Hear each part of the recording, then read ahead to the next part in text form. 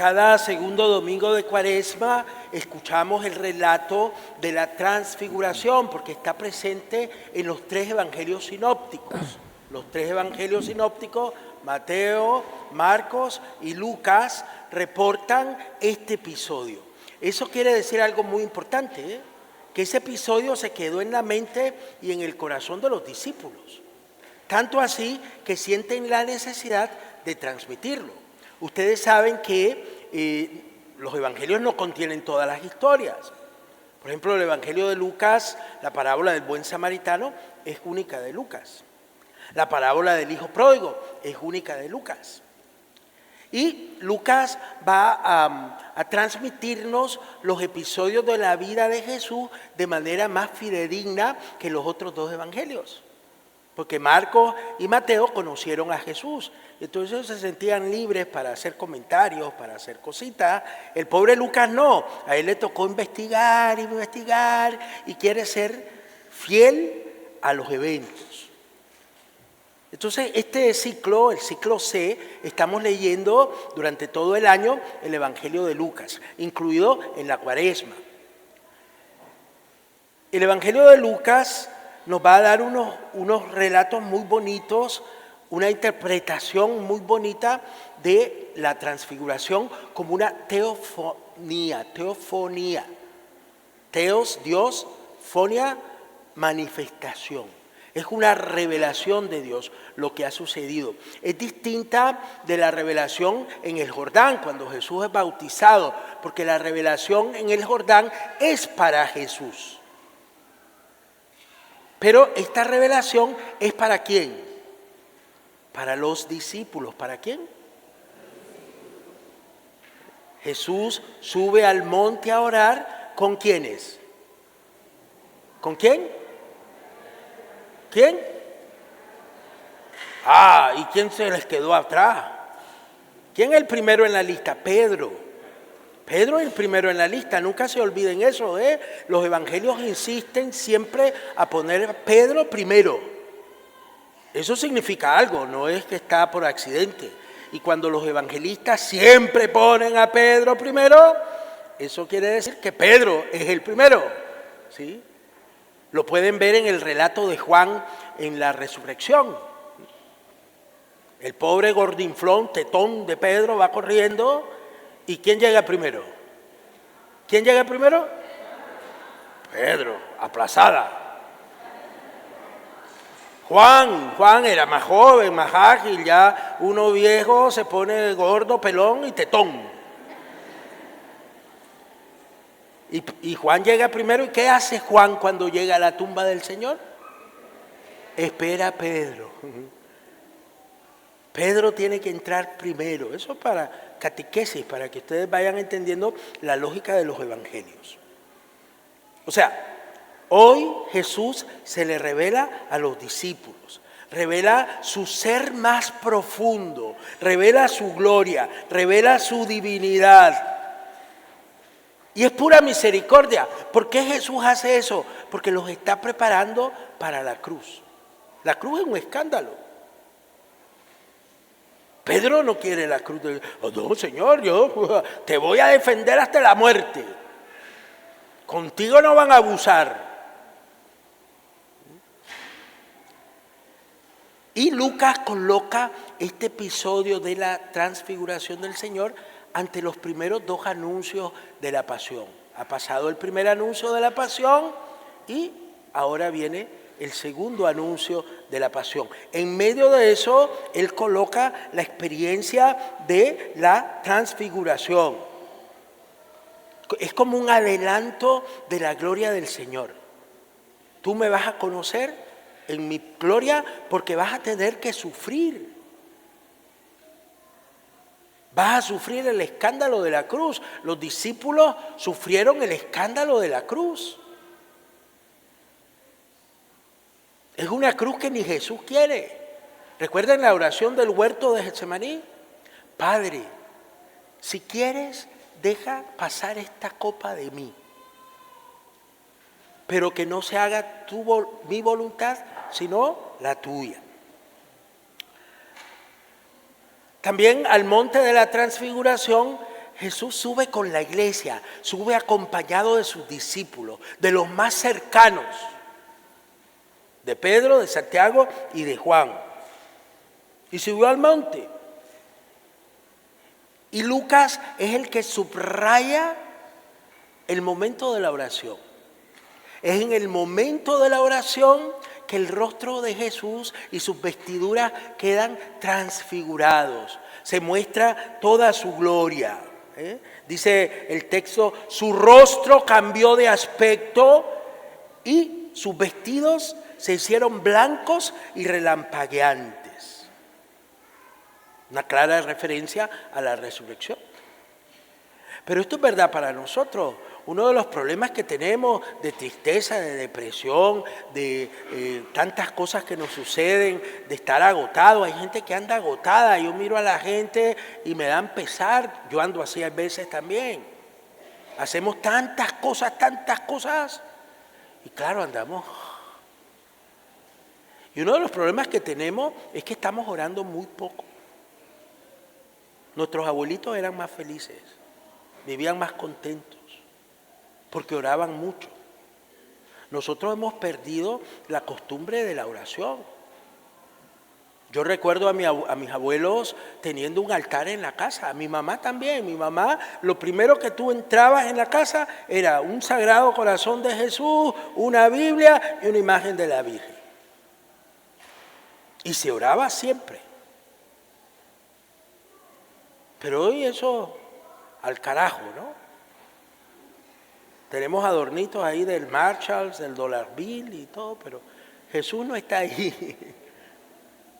La palabra de Dios no está ahí. Eso es un reflejo, oiga, de lo que nos está sucediendo.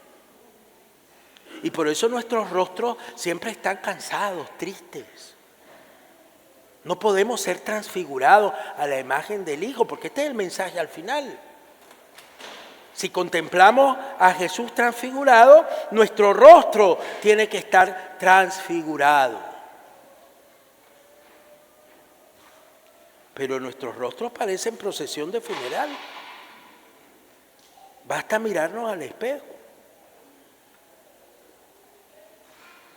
Y entonces, mientras se ora, nos transfiguramos. Nuestro rostro cobra luminosidad. Eso es verdad para Jesús transfigurado, pero eso es verdad para todos los discípulos del Señor. Tenemos que regresar a la oración. Esta es una invitación a regresar a la oración. Y no voy a agotar todas las imágenes que tiene este pasaje, porque son muchas, pasaríamos aquí horas y horas y horas y horas. Pero las imágenes, ¿no? La montaña, la nube, la voz celestial, la figura de Moisés y de Elías. Todo esto para presentar a Jesús como el nuevo Moisés, que cumple y consolida la ley y las profecías.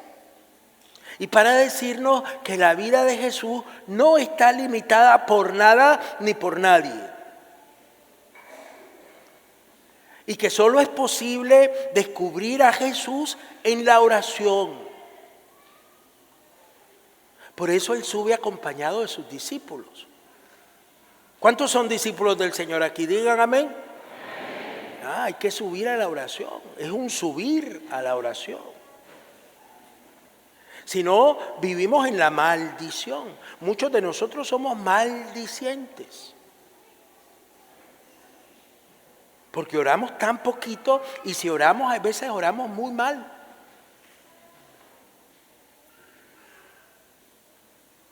Y es la oración la que nos eleva, la que nos sube, la que nos hace distintos, la que nos da un rostro hermoso, bonito.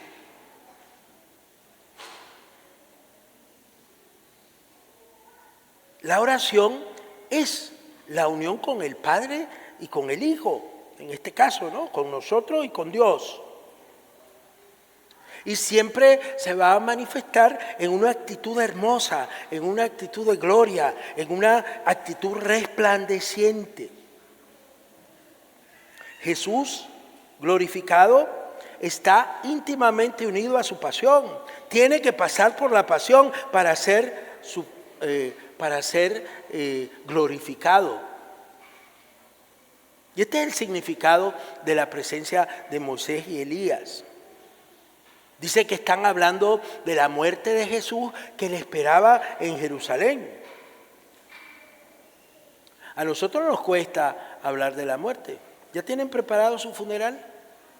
A mí la arquidiócesis cada año, por los últimos 23 años, me han mandado un email para mi cumpleaños preguntándome si ya tengo mi funeral preparado. ¡Qué felicitación!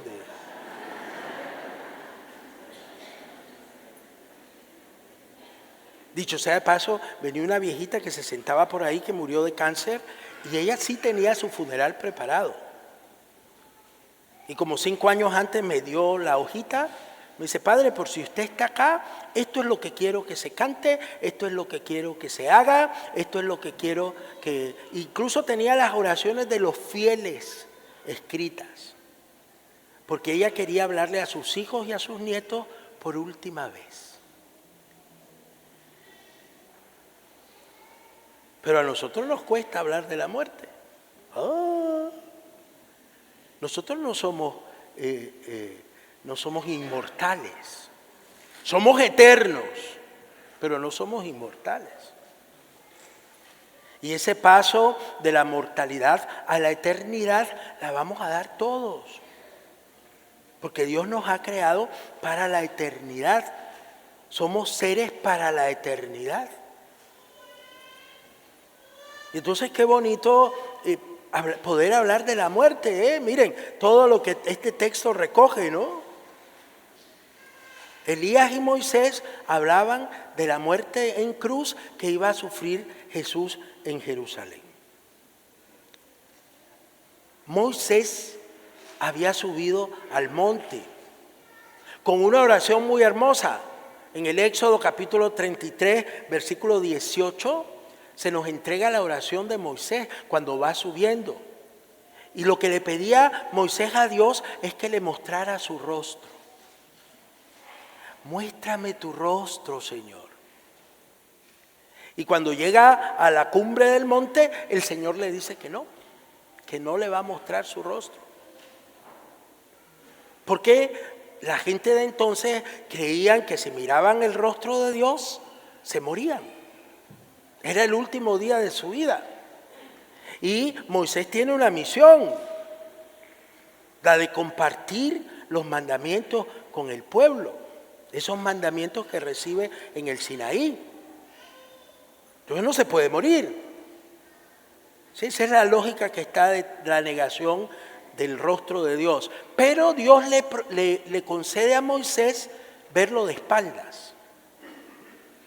Verlo de espaldas. Y en la literatura cristiana de todos los siglos se pone a Dios como un niño. Moisés ve la imagen de Dios como un niño para decirnos que Dios es puro, que no está contaminado de pecado, ¿no? Cuando somos chiquitines, no estamos contaminados de pecado. Ya después nos vamos haciendo traviesitos a los 7 años, a los 8 años. Pero un niño chiquitín no está contaminado de pecado. Miren qué bonito todas estas cosas, ¿no?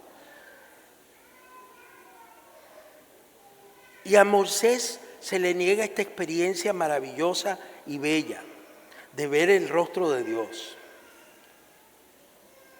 Dice el texto, un pobre mortal no puede contemplar la santidad de Dios. Por eso el Señor se limitó a pasar.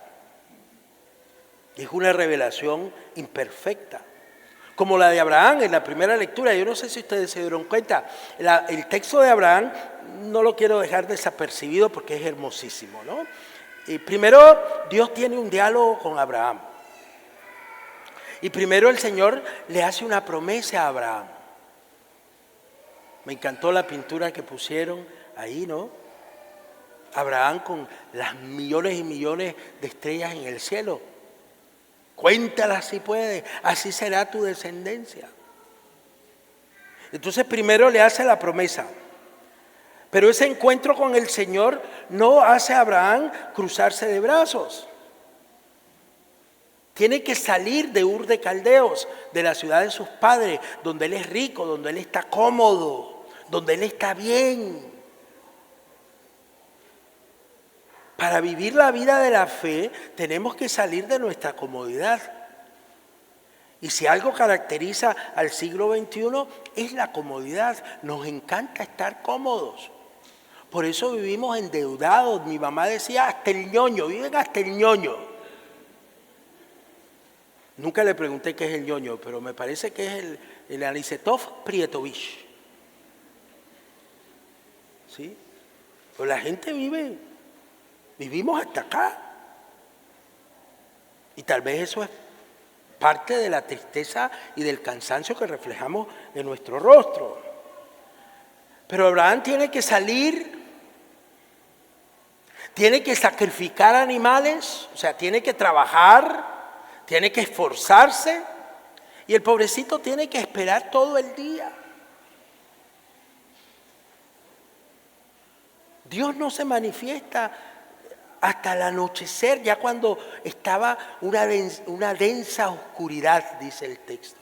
No sé si se dieron cuenta, una densa oscuridad.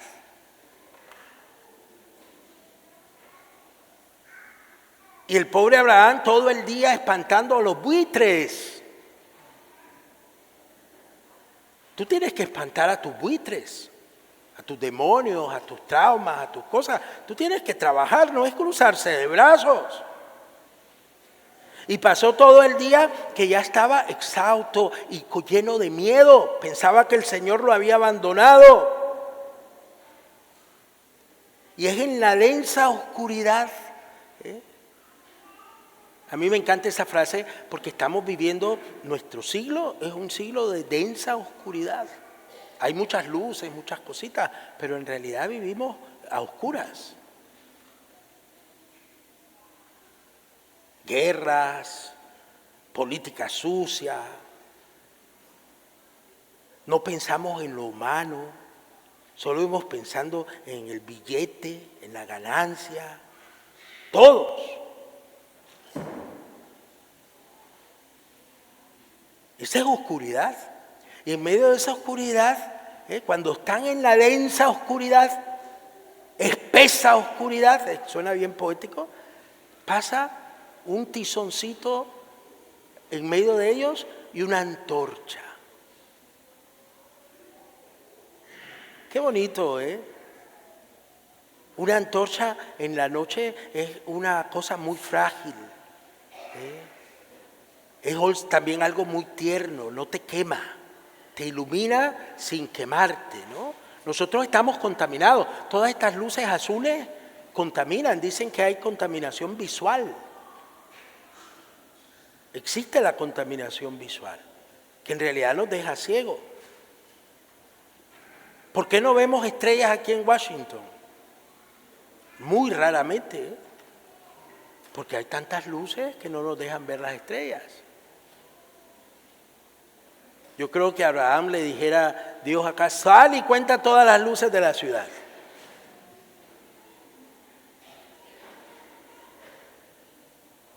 Entonces, en medio de eso, una antorcha es una presencia del Señor como incompleta. La experiencia de Abraham, la experiencia de Moisés. Y después, también Elías. Elías subió a un monte, pero subió por huir. Dios le dijo, huye, súbete al Monte Carmelo, y refúgiate en una cueva. Estaba oyendo de la malvada Jezebel, que era una reina sirofenicia, pagana, adoradora de dioses falsos y de Baal, que estaba casada con el Dios de Israel, Ahaz. Y era una mujer malvada. ¿Sí? ¿Recuerdan el episodio de la viña de Nabob, ¿no?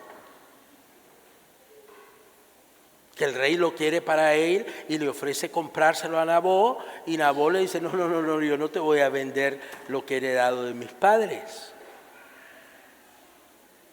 Y Jezabel decide eliminarlo, acusarlo falsamente, levantarle una calumnia, mandarlo al paredón y quedarse con la tierra. Y el pobre Elías está agotado, cansado, estresado, deprimido, y se refugia en la cueva, y lo primero que le dice al Señor, a ver, ¿alguien se lo sabe? Quítame la vida, ya no quiero esto, ya no, Señor, es mejor que me mande con mis padres, con mis antepasados. Yo ya... O sea, Elías está tirando la toalla. ¿No se sienten así hay veces ustedes? Algunos tienen cara que han tirado la toalla varias veces. Ya no, Señor, ya, tranquilo. ¿Y qué hace el Señor? El Señor le manda cuervos con comida. Muy interesante la figura, o sea, tal vez era gente no muy buena, tal vez era gente pagana que lo asistió. Y le proporciona bebida y le proporciona comida y lo fortalece en su debilidad. Y después él va a tener una experiencia de Dios maravillosa, pero muy distinta a la que él pensaba. Dice que vino un fuego que devora, el fuego que devora. A Elías le llaman el profeta de fuego. ¿Y ahí estaba Dios? No. Porque Elías le quería pegar mecha a todo mundo. Como nosotros, ¿no? Que nos ponemos furiosos y le pegamos mecha a todo mundo. Que se vayan al carajo, ¿no? Y ahí no encontró a Dios. En esa fuerza devoradora del fuego no está Dios. En esa furia tuya, en esa ira tuya, no está Dios. Después dice que le mandó un viento huracanado. ¿Y ahí estaba Dios? No. Ahí no está Dios. En esa destrucción, en ese alboroto, en ese desorden que trae el viento cuando es así fuerte, huracanado, ahí no está Dios. Cuando nuestros pensamientos están alocados, ahí no está Dios. ¿Han tenido pensamientos alocados ustedes? Porque a algunos se les nota la locura, ¿eh? Sobre todo los que están allá atrás de pie. Y después, Elías tuvo la experiencia de un terremoto destructor. ¿Y ahí encontró a Dios? No encontró a Dios. ¿Dónde encontró a Dios? En la calma. Dice, el susurro de una brisa, una murmuración, el susurro de una brisa suave. ¿Todos han sido novios acá? Levanten la mano. ¿No le decían cosas bonitas a la novia ahí en el oído y todo? Y ella se estremecía, ¿no es verdad? ¿Ah? ¿No lo hacían? No, nunca lo hizo. Yo no le creo, ¿eh? Miren qué bonito. Y eso es todo lo que se evoca en la experiencia de Jesús hablando con Moisés y con Elías. Toda esta experiencia, la experiencia de oración, la experiencia que han tenido de Dios, todo eso se nos recuerda, ¿no? Por eso el creyente, el que le cree a Jesús, va a tener una revelación de Jesús, de este Jesús glorioso, y Jesús le va a dar una misión. Siempre que se encuentra uno con el Señor le da una misión. Y el Señor se revela en toda su gloria, pero es un rostro humano. El rostro humano que manifiesta la gloria de Dios. Decía San Ireneo, la gloria de Dios es ver al hombre feliz. La gloria de Dios es verte feliz. No refunfuñando, no quejón, no, feliz. Entonces, cuando entramos en oración, nuestras vidas cambiarán de aspecto, nuestro rostro cambiará de aspecto. Es algo extraordinario, que trastoca la visión de Pedro, de Santiago y de Juan. Porque ahora ellos han visto a Dios. Jesús es la revelación del mismo Dios. Va a decir en el texto de Juan, capítulo 14, versículo 9, el que me ha visto a mí, ha visto al Padre. Y Pedro y Santiago y Juan, poco a poco se dejaron transformar en otros Cristos. O sea, la grandeza de Dios se va a revelar en nuestro rostro humano, en el rostro humano de Jesús. Y la misión que recibimos es escucharle. Este es mi hijo muy amado, escúchenlo. La misión de la iglesia que sube al monte de la oración con Jesús es escuchar a Jesús. Esa es la nueva ley. La ley que debe de estar en nuestro corazón. Solo escuchar a Jesús. No los comentaristas de YouTube. Esa gente ni sabe a veces lo que dice, ¿eh?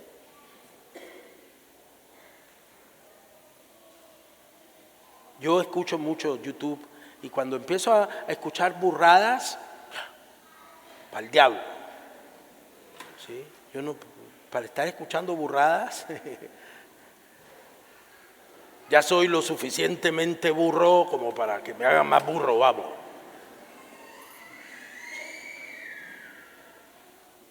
Y miren qué bonito. Y aterrizamos con Pablo, ¿no?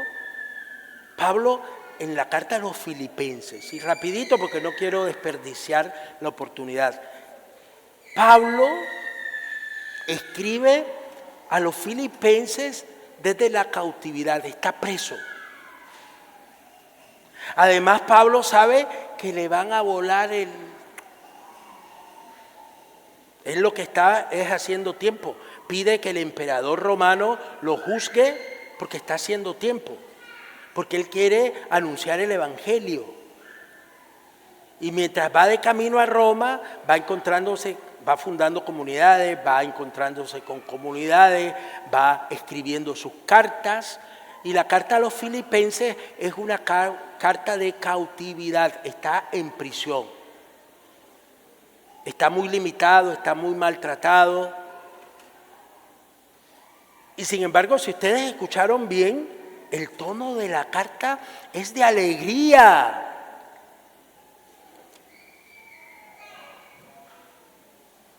Y se va a quejar, claro, se queja de los cristianos que viven como enemigos de Cristo.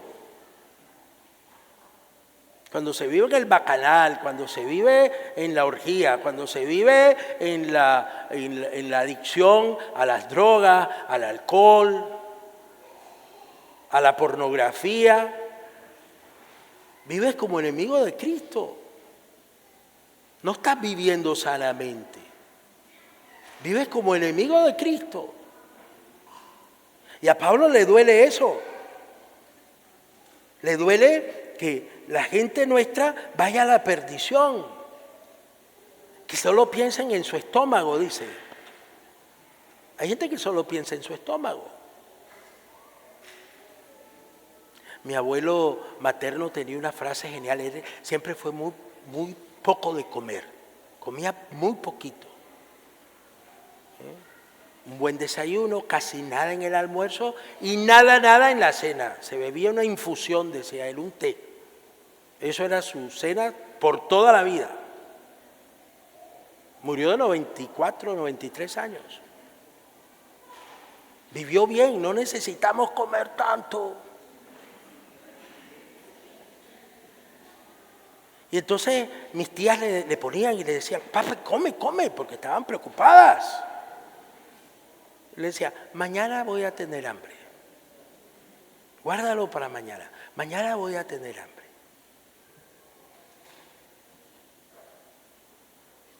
Y bien, dice Pablo que si vivimos para el vientre, vamos a acabar mal. O sea, si vivimos solo para ensimismados, solo para nosotros mismos, estamos muy mal. Deberían de avergonzarse de vivir así. Y él propone otro modo de vivir, el que él está viviendo. Imítenme a mí, dice, porque yo imito a Cristo. Imítenme a mí porque yo imito a Cristo. Miren qué bonito que ustedes pudieran decirle a sus hijos, imítame a mí porque yo soy de Cristo, yo imito a Cristo. Yo escucho a Cristo.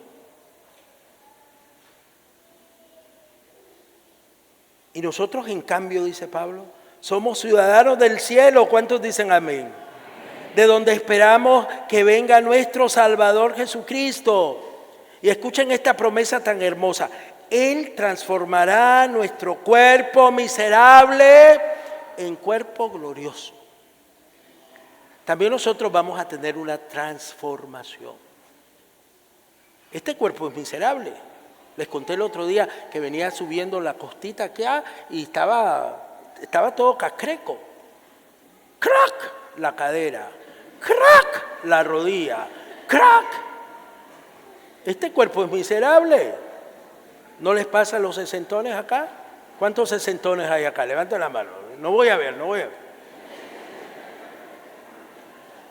Ya sabemos cómo es el asunto. Pero nuestro cuerpo será transformado en un cuerpo resucitado, en un cuerpo glorioso. Muy bien, amigos. Hemos subido con Jesús a la oración y ahora tenemos que bajar al trabajo. Y a lo mejor nos toca esperar toda la vida como el pobre Abraham, arriando los animales de carroña. Hay siempre animales de carroña alrededor, Gente que tiene traumas, gente resentida porque han tenido una niñez muy mala, porque no se sienten amados. Son animales de carroña, hay que espantarlos, sacarle los demonios, no espantarlos, pero ayudarles en el camino. No dejar que todas esas cosas nos quiten la vida. Espantar todas esas bestias que nos persiguen. Y el pobre Abraham, todo el día. Y ya cuando estaba deprimido, que le entró miedo y la oscuridad era densa, entonces vio la antorcha. Entonces reconoció que Dios siempre le había acompañado, que Dios es fiel a sus promesas. También a ti el Señor te acompaña en medio de tus situaciones, en medio de tus miedos, en medio de tus somnolencias. El Señor también te acompaña. Y a trabajar, a esperar con paciencia. Abraham le creyó al Señor, Pablo le creyó al Señor y Jesús confiaba totalmente en su Padre. Y también nosotros tenemos que tener esa misma actitud.